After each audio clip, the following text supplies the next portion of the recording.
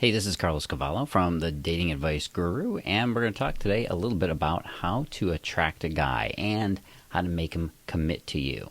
See, men and commitment never seem to fit into the same sentence together, unless you're a woman who is going through the hard times of getting him to make that commitment, right? In fact, it's become kind of a cliche that, it's a bit of a joke. The man who can't commit, a cartoon of men everywhere who just can't seem to give up their bachelor lifestyle to settle down in their relationship. Now, those crazy guys are running around trying to be players who just can't seem to stick with one relationship for longer than 5 minutes. Maybe he just needs more Ritalin and some therapy. Well, I'm being a little bit cheeky here on purpose, mostly because there's a lot of myths about a man's ability to make a commitment, and the reality is something that not many women understand. So I'm going to give you a little bit of warning here, okay? I'm going to warn you up front that I'm going to reveal some things here that are pretty controversial. If you'd prefer to not have your beliefs challenged, I'm going to suggest that you maybe stick with the traditional get-you-nowhere advice from women's magazines and random advice that maybe you get from your mom or your friends. Okay? If you got what it takes to really face this thing head on, what I'm about to tell you could be quite a shock to your system. You still here? Great, let's get going. I'm going to show you how to attract a guy and how to make him commit to you. But first, I have to warn you about an epidemic of thinking that started somewhere around, the early 1970s. It might have been a little earlier or later, but it definitely started somewhere around the rise of the feminist movement of the 70s. Now, it was right around this time period that women everywhere started to really come into their own. They were making their own careers, they were exerting their own influence, and popular media would have you believe that this is when men started to fight the rising tide of change, that we fought back by keeping women's pay lower and discriminating every opportunity we could. Now, of course, this created what they call the glass ceiling, that unseen and unbreakable barrier of advancement. Or did it? We see this isn't what actually really happened. I mean, the rise of the women's empowerment was real. And that social shift was absolutely necessary. Don't mistake me for some kind of misogynist dinosaur here. But what also started was a culture of men being viewed as nothing more than unruly and disobedient forms of women. That's right. You see, men are often seen in the context of being spoiled, angry boys who didn't like their party being ruined. But the truth is actually more complicated than guys turning into brats. Now, stay with me here. It's worth it. You see, what men didn't like about this radical grab for the wheel was that history had been rewritten to make men appear as oppressive dolts who ruined the world as a way to justify this shift, right? We didn't really mind making some room for women. We just didn't like how respect for men was completely thrown out the window in the process of everything. We were portrayed as sitting in smoke-filled rooms, smoking cigars, and plotting our power struggles for political ambition, and now we're being forced to give up the benefits of appreciation and attention that we had once treasured in our relationships. See, sacrifices had to be made, and both sides had to adjust, of course. But what happened was we became more focused on the war of the sexes than we were about how to make relationships work right in the new order. Now, this left most men seeing most women focused entirely on her needs and no longer caring about a man's needs within a relationship being met. Okay, I'm done reviewing the history of gender issues here, but I do need to leave you with a parting thought to consider. Many women today compare men's behavior and needs solely in the context of her behaviors and needs, as if women's needs are the only correct model of how a relationship should be. Now, this has left many men feeling stranded and horribly misunderstood. And that's part of the reason I'm here today, to provide this kind of advice and feedback. Now, what this means is that if you want to attract a man and keep him, you might need to relearn what it is that men really need from you.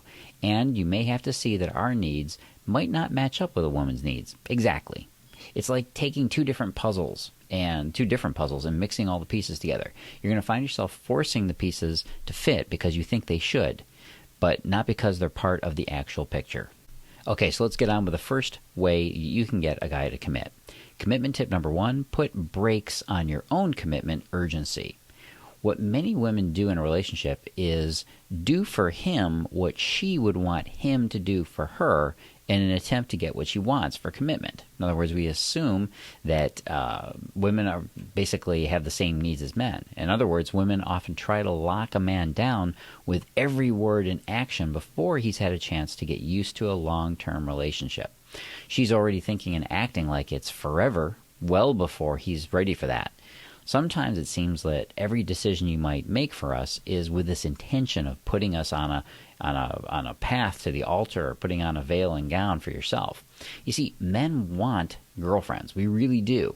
We don't mind the commitment either. That's implied. We know that. We just don't want to be subtly or not so subtly rushed down the aisle, which actually leads me to another point. Commitment tip number 2, wait. Yes, you heard me right. Wait.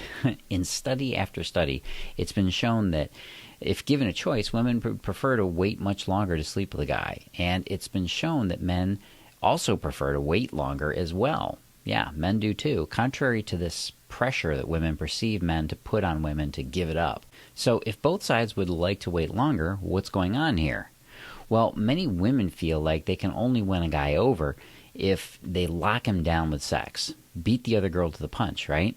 And since the guy doesn't mind the quick, easy sex, well, he's not going to say, hey, hold on there, missy, let's grow the emotional attachment I need first before we sleep together. No, most guys won't do that. Some guys do. I should know. I was one of them, actually. I realized early on about this confusing mix of urgency for sex and a need to emotionally bond with a woman first. I eventually had to put my hand up and say, whoa, we need to slow down here a little bit, which ironically only had the effect of challenging women, so they felt like they had to work harder to get me into bed faster. If you hurry into bed with a guy in an attempt to shortcut him into bonding with you, it will only be a quick satisfaction of his sexual needs, and it will often feel very empty to him. If he doesn't get some time where he's allowed the delicious frustration of chasing you and attempting to pull you into bed, the relationship won't have a chance to create the strong and real attachment. It's a little like pouring Jell-O into a container and constantly shaking it up. It can't set properly, and neither will your relationship. Trust me, if he won't wait a couple weeks longer for you, he wouldn't have been a candidate for a long-term relationship partner for you either. And now we get to commitment tip number 3.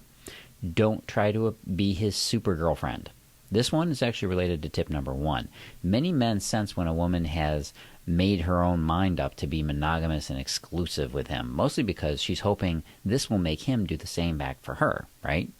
I'm making you the center of my universe, she seems to be saying. Don't you want to do the same thing for me? Well, one part of this that you're going to find very difficult to do is you need to date other men.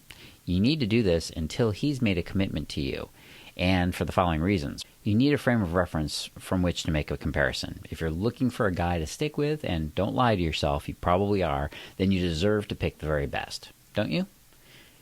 Also, you won't feel that one man holds your entire future just because he's all you've got. This puts you into scarcity thinking, and that drives down your own value, which is why having more than one man in your life will actually put you in a mindset of abundance.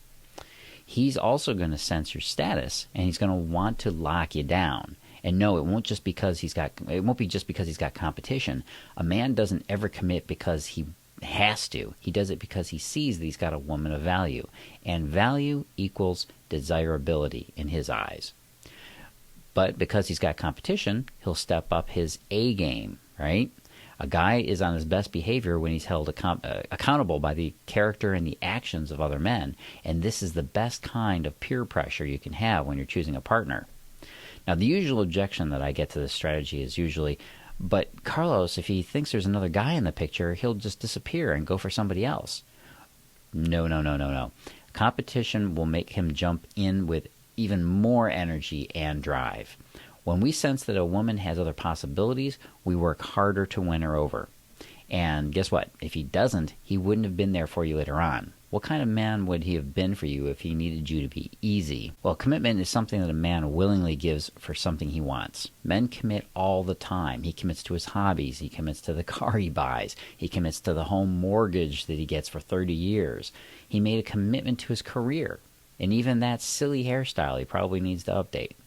Your job is simple. Don't be the woman that's trying to drag him towards the wedding chapel, and keep your own options open. And you'll be amazed at how easy it is to get a commitment when you don't need or even want a commitment from him. Be true to yourself first, because that's the person he will have to fall in love with. Now, if you'd like to discover how to get a man to commit to you with all his heart, I can show you a step-by-step map to get you there. I created it myself, and I'm pretty damn proud of it. Go on over to datingadviceguru.com/forever yours and watch my video on how to get a man to commit, to stop that pulling away, going cold nonsense, and, again, pull you into his arms gladly and willfully. Go on over to datingadviceguru.com/forever yours, and I'll be seeing you again soon.